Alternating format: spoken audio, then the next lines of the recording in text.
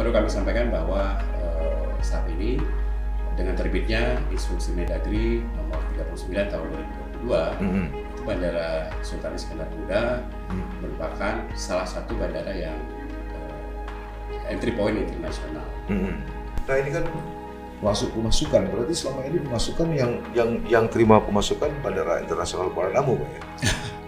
Ya, konsekuensi logis ya kalau bandara kita belum terbuka ya tentu ya secara natural, secara market itu ya.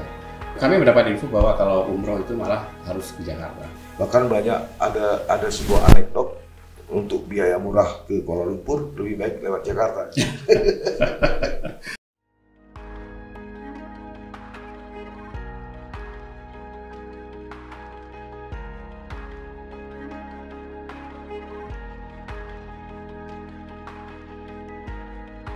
Assalamualaikum warahmatullahi wabarakatuh. Sahabat sisi lain, berbagai fakta, data, dan peristiwa terjadi. Media mainstream, bahkan media sosial, melihatnya dari satu sudut, tapi kami mengungkapnya dari sudut yang berbeda. Ikuti sisi lain di channel YouTube Saleh Abdullah.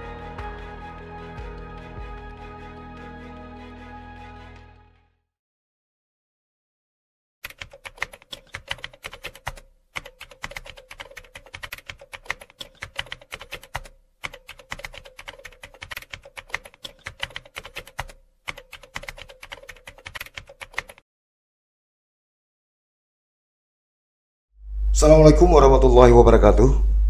Sahabat sisi lain, sesuai dengan perjanjian damai atau MOU Helsinki yang telah disepakati pada 15 Agustus 2006 silam, pada poin 137 disebutkan Aceh akan menikmati akses langsung dan tanpa hambatan ke negara-negara asing melalui laut dan udara.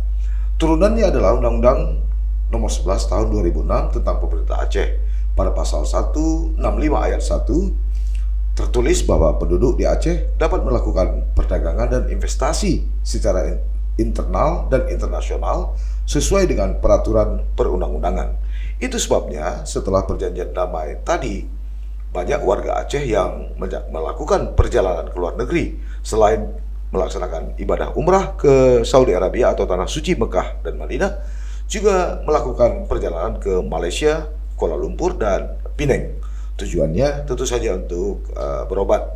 Begitu juga sebaliknya, arus wisatawan yang datang dari Malaysia, Brunei Darussalam, bahkan Thailand juga mendarat di pelabuhan Bandara Internasional Belang Bintang Aceh Besar, Provinsi Aceh. Persoalannya kemudian adalah setelah COVID-19 melanda Indonesia dan dunia pada 2019, arus penumpang di Bandara Internasional tersebut menjadi terhambat, bahkan nyaris tutup karena memang untuk menghindari wabah itu. Setelah beberapa tahun berlangsung, harapan masyarakat Aceh untuk kembali dapat terbang ke luar negeri dan dibukanya kembali Bandara Internasional Sultan Iskandar Muda sebagai entry point penerbangan jalur internasional sangat dinanti-nanti. Bagaimana perkembangan terakhir dari upaya pemerintah Aceh untuk membuka jalur penerbangan internasional tersebut? Kami telah mengundang Kadis Perhubungan Aceh, yaitu Teguh Faisal. Assalamualaikum, Pak Kadis. Waalaikumsalam. Ya, Pak Kadis, masyarakat Aceh udah rindu sekali nih. Selain penerbangan haji dan umroh, mungkin untuk berobat atau mengunjungi anak, ada yang ke Brunei, ke Thailand, ke Kuala Lumpur. Kira-kira bagaimana perkembangan terakhir dari jalur internasional ini, Pak? Ya, baik. Tentu jalur internasional ini memang ditunggu-tunggu ya oleh masyarakat Aceh. Kalau kita baca dari media, dari medsos itu harapan masyarakat Aceh itu cukup tinggi agar Bandara Sultan Iskandar Muda itu bisa segera digunakan sebagai entry point internasional. Nah, perlu kami sampaikan bahwa saat ini dengan terbitnya Instruksi Mendagri nomor 39 tahun 2022, itu Bandara Sultan Iskandar Muda merupakan salah satu bandara yang entry point internasional. Namun tentu saja masih ada aturan-aturan atau petunjuk teknis yang sedang disiapkan, baik itu oleh Kementerian Perhubungan maupun Satgas COVID-19. Kita berharap prosesnya bisa cepat Pak ya. Cepat ya. Dan maskapai pun sudah bersiap untuk itu. Oh, sudah ada yang menyatakan kesiapan untuk terbang kembali Pak? Iya, setidaknya ada 3 maskapai yang saat ini sudah bersurat secara resmi untuk segera terbang dari Bandara Sultan Iskandar Muda. Ya Pak. Ini kan menarik Pak ya. Artinya kemarin sempat tolak tarik ya karena COVID. Sementara kan COVID sudah mulai landai ini. Di samping adanya permohonan kembali untuk terbang, kesiapan dari pemerintah Aceh sendiri untuk menyambut regulasi ini, syukur-syukur dalam beberapa pekan ini atau bulan ini dibuka kembali, apa aja itu Pak?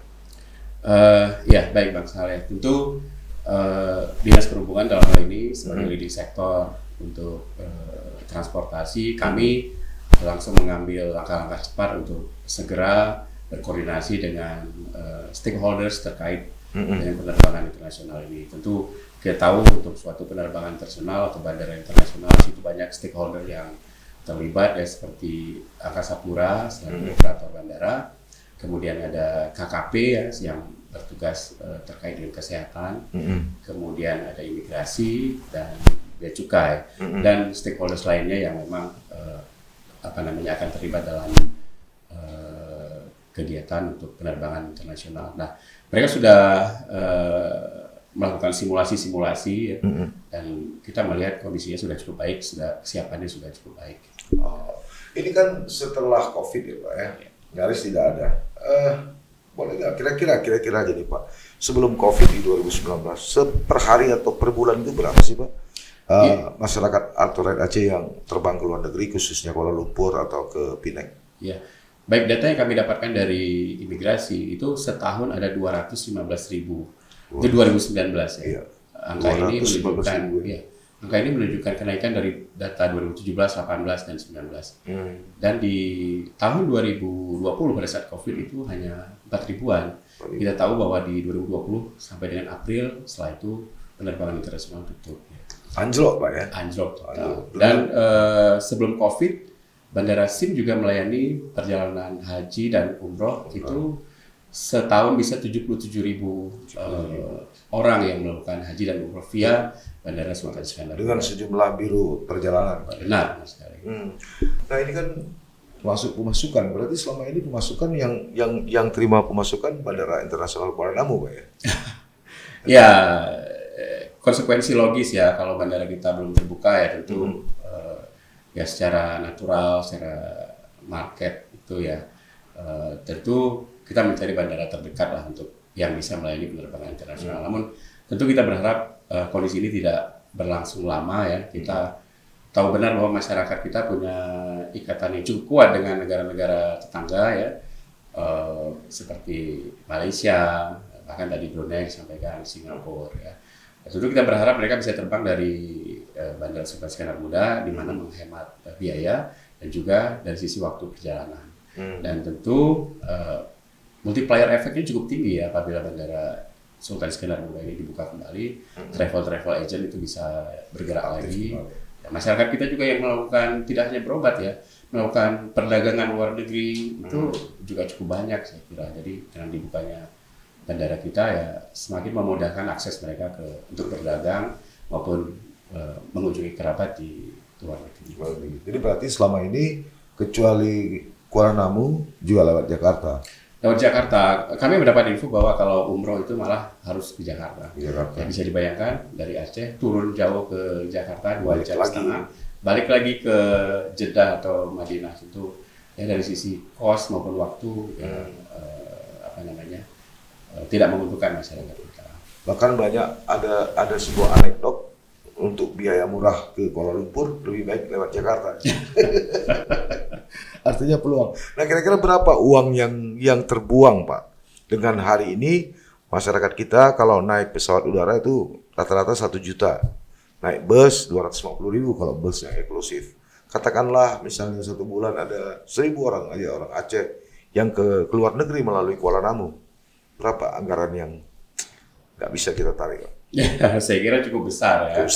Cukup besar dan tadi itu kita kehilangan momentum untuk multiplier effect di daerah kita sendiri, pedagang, travel agent, pengusaha transportasi dan seterusnya. Itu sekali lagi kita berharap bahwa kita bisa segera keluar dari kondisi seperti ini ya. Kami mendapat informasi dari imigrasi itu yang ngurus paspor itu membludak itu hari per hari ya. Itu menunjukkan animo sampai saat ini sampai membludak. saat ini ya. Jadi sayangnya hasilnya diambil orang. Ya, ya kondisinya seperti itu. Itu kemarin kan sempat terjadi mispersepsi di publik ya. Seakan-akan sudah buka gitu ya. Itu kenapa terjadi, Pak? Ya, saya kira dalam suasana COVID seperti ini memang regulasi untuk penerbangan ini agak ketat ya. Ada beberapa institusi yang terlibat dalam untuk membuka suatu bandara sebagai entry point ya. Di situ tentu ada Mendagri, kemudian ada Satgas COVID-19, ada Kementerian Perhubungan ya. Ini semua pihak ini terlibat ya, termasuk Kemenko Perekonomian selaku Ketua Satgas Pemulihan Ekonomi Nasional. Jadi mungkin ya wajar saja ya masyarakat melihat satu regulasi dengan regulasi yang lain ya, mungkin mengira bahwa ini sudah bisa langsung terbang. Ternyata kan kita memang harus mengikuti step by step, regulasi demi regulasi ya kita jalani. Tapi insya Allah ini kita optimis ya dalam waktu yang tidak terlalu lama. Karena sifatnya cuma petunjuk teknis dari kementerian terkait, mudah-mudahan bisa segera realisasi. Namun demikian dapat kami sampaikan bahwa maskapai juga harus melakukan persiapan, Pak. Jadi nggak bisa harus lebih agresif. Ya, agresif, dan mereka juga harus mempersiapkan segala sesuatunya, misalnya perpanjangan izin terbang itu mereka harus mengurus. Kemudian mereka juga harus membuka kembali kantor perwakilan mungkin ya, menempatkan orang-orangnya di sini. Kemudian persiapan penjualan tiket, kemudian marketing untuk tiket dan seterusnya, itu juga mereka harus persiapkan dari sekarang. Jadi pada saatnya mereka sudah ready untuk mengangkut penumpang. Kalau boleh tahu Pak, masyarakat boleh tahu, kemarin kan Pak PJ Gubernur ketemu dengan sejumlah menteri, salah satunya membicarakan soal bagaimana dibuka kembali Bandara SIM sebagai point entry. Bisa dapat bocoran nggak Pak, kira-kira apa hasil di sana? Ya tentu Pak PJ Gub ini agresif ya untuk berkunjung ke kementerian lembaga. Tentu saja hal ini sangat positif ya. Bahkan beliau secara langsung sudah berbicara dengan kepala BNPB untuk segera mempersiapkan regulasi-regulasi yang mudah-mudahan kita lihat instruksi Mendagri juga sudah keluar ya. Ini menunjukkan hasil positif dari kunjungan-kunjungan. Oh, sudah keluar instruksi Mendagri, Pak? Ya, Inmendagri nomor. Inmendagri, Pak ya. Isinya apa itu, Pak? Ya, isinya di situ dengan jelas menyatakan bahwa Bandara Sultan Iskandar Muda sebagai salah satu bandara untuk penerbangan internasional. Satu dari 12 bandara ya, Pak? Ya, benar sekali. Berarti titik terang udah ada, Pak ya? Ya. Masyarakat nggak boleh galau lagi, Pak ya? Saya kira. Cuma ya, tinggal bersabar aja gitu. Tinggal bersabar, kita berharap segala sesuatu bisa cepat ya. Ya. Baik Pak Kadis, Teguh Faisal atau akrab disapa Ampun Faisal. Sahabat, sisi lain itu tadi perbincangan kami dengan Kadis Perhubungan Aceh. Mudah-mudahan keinginan dari masyarakat Aceh untuk bisa kembali terbang ke luar negeri untuk keperluan mengunjungi saudara atau berliburan atau berobat ke luar negeri akan cepat terrealisasi.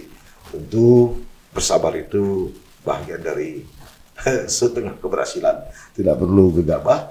Kita tunggu saja. Mudah-mudahan ikhtiar dari pemerintah Aceh di bawah kepemimpinan Pak PJ Gubernur Ahmad Marzuki dan Kadis Perhubungan Aceh Teguh Faisal akan segera terwujud. Terima kasih, sampai jumpa. Assalamualaikum warahmatullahi wabarakatuh. Waalaikumsalam warahmatullahi wabarakatuh.